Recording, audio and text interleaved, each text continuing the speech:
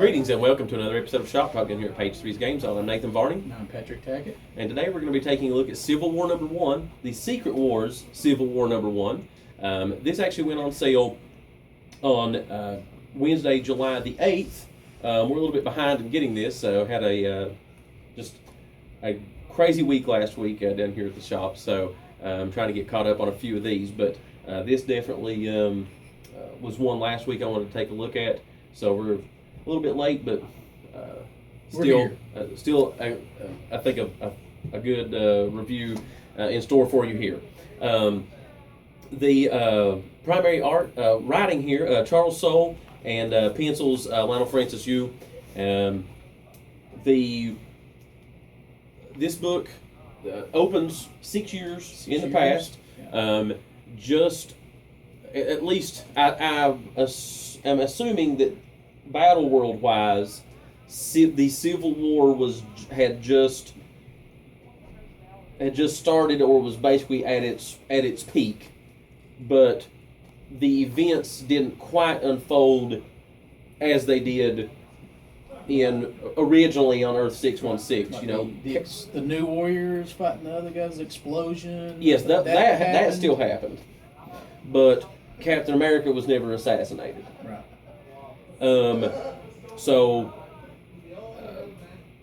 Miriam Sharp does the dialogue, I guess, is the commentator. I'll spit it out right in a moment, for the book. Now, as we were just talking, I'm not sure who Miriam Sharp is or was. If she had a role in the original Civil War, I thought that I read all of that. It's very possible she was there, and it's because it's been such a long time ago now. It's been years. It doesn't seem like Civil War happened that long ago in Marvel, but it's been a long while. But nonetheless, whether she's a new character or an old, she is the commentator here. She is recounting her experience with Civil War, where the war, has yet to end. Captain America has one part of their domain. Iron Man has the other. He called his domain the Iron. Captain America's domain is called the Blue. In Iron Man's, of course, everyone must register. At one point, a little girl just starts flying, and for the very first time, and Marvel Carol, Miss Marvel. Miss Marvel. And potentially War Machine or a War Machine comes in to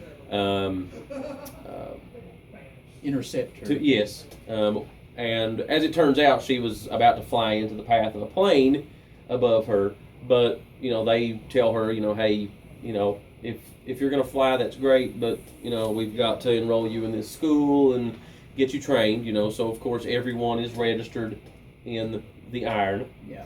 Then you see a clip of a young man that blows up the side of a huge mountain out in a desert, out in the Blue, and Stature, basically comes and he's like, am I in trouble? And she's like, no, you want to blow stuff up, kid?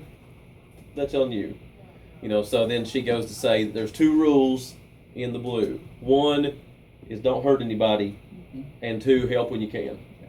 So, but Miriam goes through and says, the whole point of the book here is that she's apparently finally going to bring Steve Rogers and Tony Stark to the table for peace talks to try to reconcile and bring their domain back together as one. Yeah. And she, according to this, was a lady who had lost a child in that first explosion. Yes.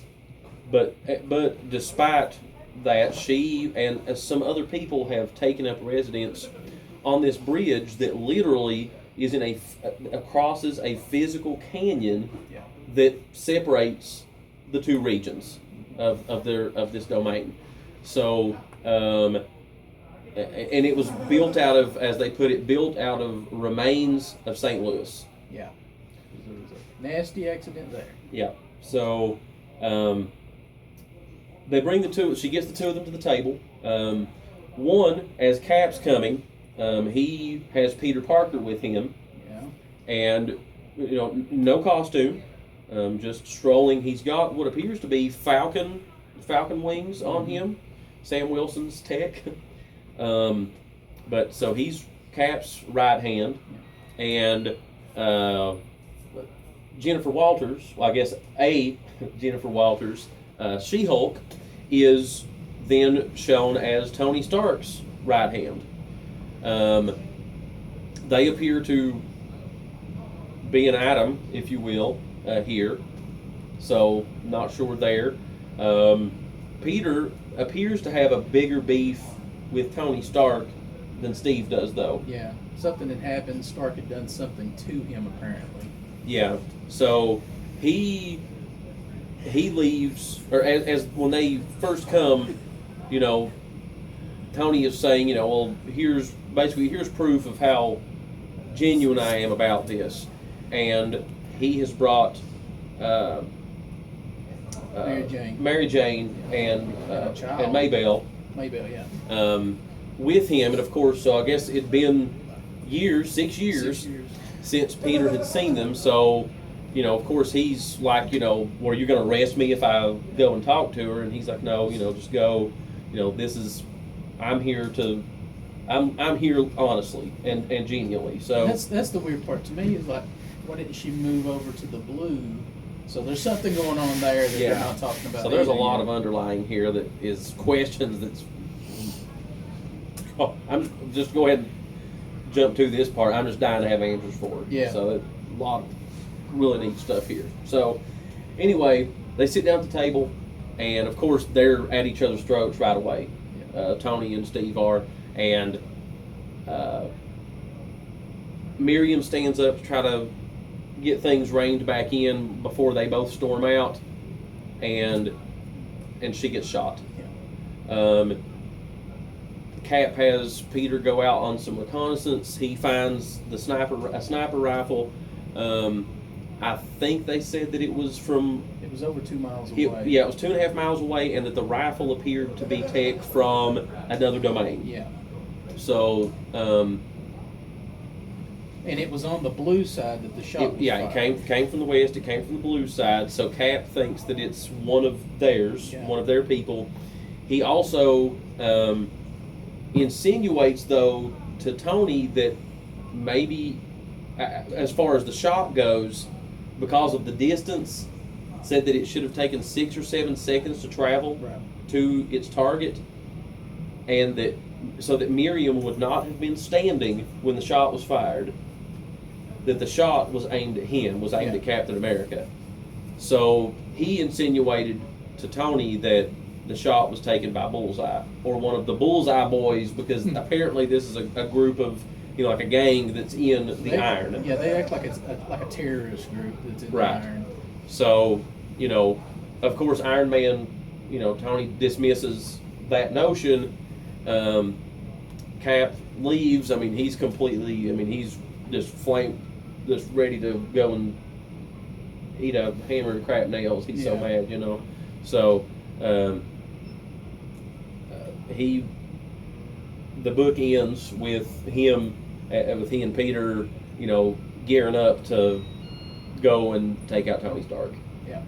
So, the war rages on here. I wasn't sure when I first saw the solicitation on this book where they were going to go with this, how they were going to take this, but this is like What If to the extreme. This is definitely an excellent way to go with this book, and I really like the tone of the book.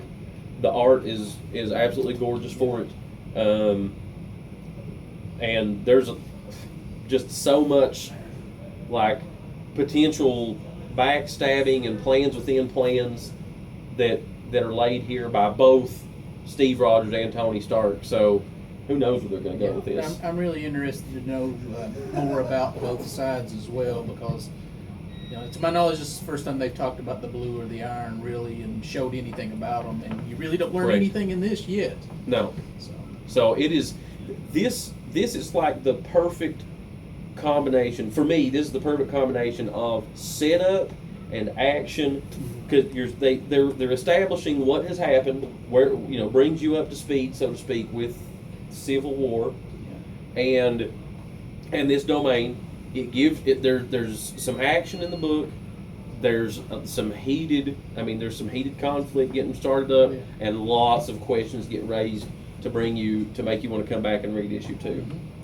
So, Great book. Very, very good.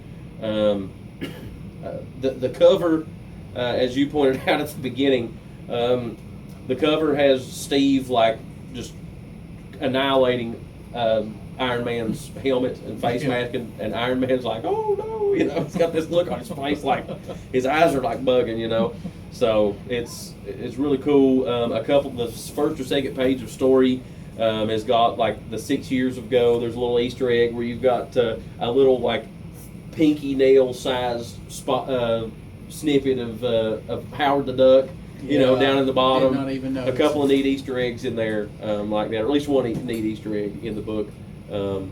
Spot on. It begs the question throughout, whose side are you on? And there's no love lost between this Steve Rogers and this Tony Stark that's in this book. I have one question though, and it made me think, because I know Captain America originally was in Greenland fighting in the arena, yes, but who knows what? Yeah. They could be different timelines, right. though.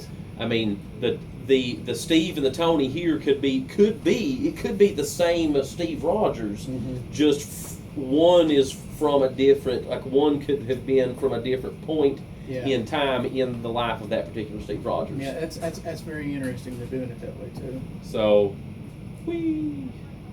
it's. I hope these two. This particular domain ends up with a really awesome part in the conclusion of Secret Wars. Yeah, because this could be a major throwdown in Secret Wars in general. Yeah.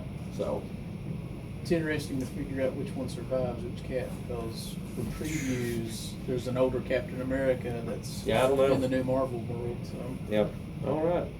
Well, this is an excellent book. I'll give it 2 repulsor blasters up, and I wish issue 2 would come out next week. Yeah, I'm looking that much forward to it. Yeah, So. Secret Wars gets better and better every week. All right. Well, I guess that'll wrap up another episode of Shop Talk here at Page 3's Game Zone. Let us know in the comments what you think about this book. If you've not read it, go read it, and then let us know what you think about it. I definitely want to know what you guys out there watching us think about this particular issue and all Secret Wars in general, but for this video for Civil War #1. And with that having said, we will see you next time down here at Shop for another episode of Shop Talk down here at Page 3's Game Zone.